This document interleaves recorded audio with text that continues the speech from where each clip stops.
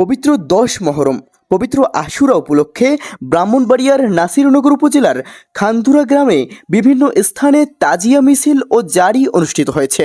দিনব্যাপী আয়োজিত এসব কর্মসূচিতে স্থানীয় শোক পালনকারী সহ বিভিন্ন শ্রেণী পেশার মানুষ অংশ নেন। অনুষ্ঠানকে ঘিরে আইন শৃঙ্খলা পরিস্থিতি স্বাভাবিক রাখতে এলাকা জুড়ে ছিল পুলিশের কড়া নিরাপত্তা ব্যবস্থা। চাপুরতলা এলাকার দায়িত্ব পালন করেন সরকারি বিট অফিসার জামাল।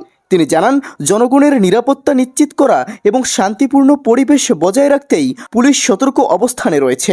তিনি আরও বলেন, প্রত্যেক নাগরিকের নিজ নিজ ধর্মীয় অনুষ্ঠান শান্তিপূর্ণভাবে পালনের অধিকার রয়েছে এবং পুলিশ সেই পরিবেশ নিশ্চিত করতে কাজ করে যাচ্ছে। এ সময় উপস্থিত ছিলেন চাপুরতলা ইউনিয়ন যুব সেনার সভাপতি মোহাম্মদ রাকিব মিয়া।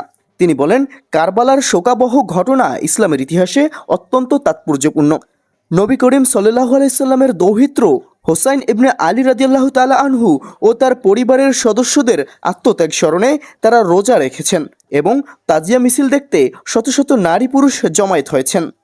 নাসিরনগর থেকে শরীফ উদ্দিনের তথ্যচিত্রে এতক্ষণ সাথে ছিলাম মোবাশ্শিরুল হাসান।